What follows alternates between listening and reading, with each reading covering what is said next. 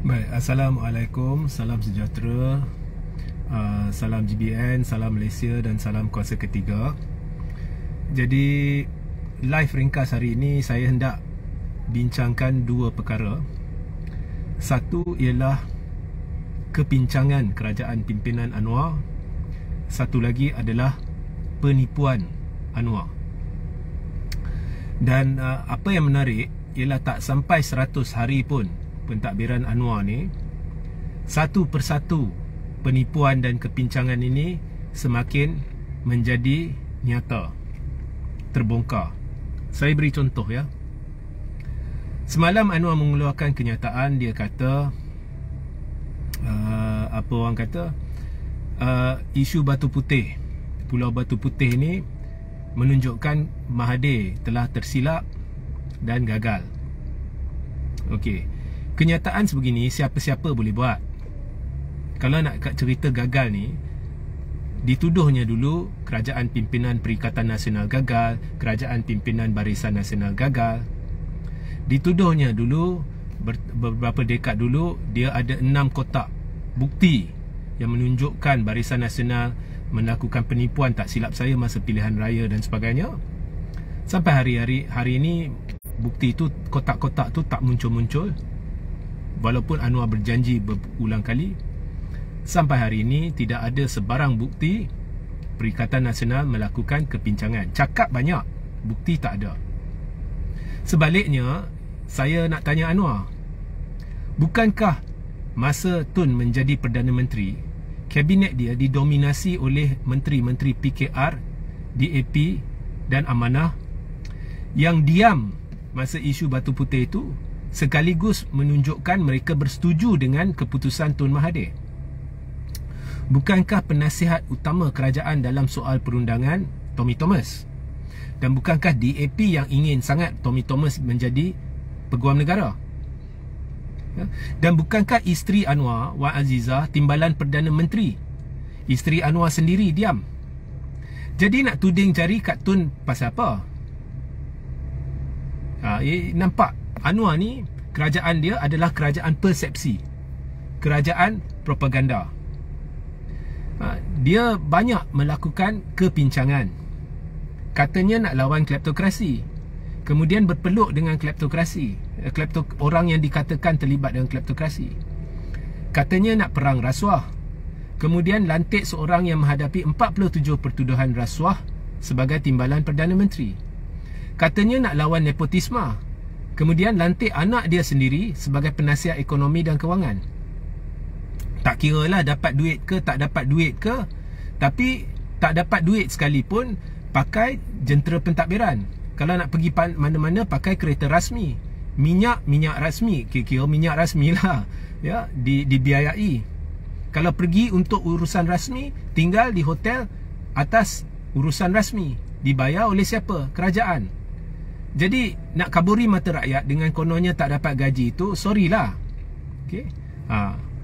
Satu demi satu kepincangan diterbongkar.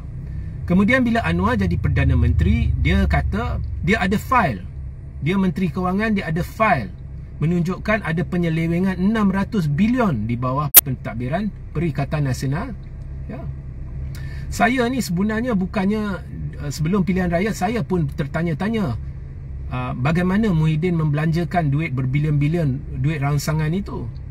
Saya pun setuju bila Anwar membuka cerita tu dan ingin siasatan dilakukan. Tetapi apa yang berlaku? Anwar sekadar bercakap, saya ada nampak fail. Ini bukan cara seorang Perdana Menteri bercakap. Saya ada fail, jangan main-main dengan saya. Ini adalah cakap seorang ahli pembangkang yang memainkan propaganda ya. Kemudian kononnya ada siasatan, Anwar arahkan SPRM buat siasatan. Kemudian SPRM buat kenyataan, nilai dia bukan 600 bilion seperti yang didakwa oleh Anwar. Nilai dia 530 bilion. Itu pun 90 lebih saja bilion yang akan disiasat, kerana selebihnya bukan duit kerajaan. Tiba-tiba lepas SPRM buat kenyataan ni, Anwar terduduk, Anwar senyap. Isu 600 bilion disenyapkan. Kemudian bila Tengku Zafrul buat pengesahan bahawa semua perbelanjaan duit rangsangan itu tertib, Anwar terduduk. isu 600 bilion disenyapkan. Kemudian tiba-tiba 600 bilion tu bertukar menjadi 4.5 bilion yang kononnya diseleweng untuk tujuan pilihan raya. Sekali lagi Anwar cerita pasal fail, tapi tak ada bukti. Okey? Hanya persepsi. Jadi saya pun nak tahu. Bukannya saya ni jenis kalau benda tu betul saya kata betul, kalau salah saya kata salah. Jadi saya pun nak tahu dari mana Muhyiddin dapat duit nak belanja ni belanja tu. Kemudian semalam satu portal telah menerbitkan penyata akaun lengkap Parti Peribumi Bersatu Malaysia. Siap dengan laporan juru audit bagi akaun-akaun 2020 dan 2021, iaitu dalam tempoh di mana dikatakan penyelewengan berlaku. Juru audit bertauliah ni dari satu syarikat yang terkenal ni mengesahkan bahawa tidak ada apa-apa unsur yang meragukan di dalam penyata akaun Parti Bersatu. Dan ini adalah sesuatu yang amat penting. Kerana kalau anda lihat 1MDB dulu, juru audit memang tidak ingin tanda tangan kerana dia nampak ada kepincangan, dia nampak ada sesuatu yang tidak betul. Kalau juru audit, dia menandatangani satu akaun yang ada masalah, esok apa-apa juru audit yang akan kena. Jadi juru audit ni kalau tanda tangan dan setuju akaun tu betul, itu perkara besar. Dan benda ni sudah pun diserahkan kepada ROS.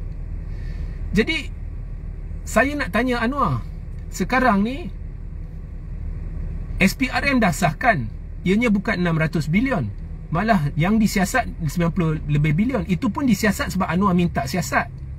Kemudian daripada 600 bilion tiba-tiba Anwar senyapkan sekarang yang jadi tumpuan 4.5 bilion. Kemudian penyata akaun yang telah ditandatangani oleh pengaudit bertauliah menunjukkan tidak ada kepincangan. Jadi jika benar Anwar ada fail yang Anwar dakwa tu, sila bongkarkan. Kalau tidak, orang tidak akan yakin lagi dengan Anwar.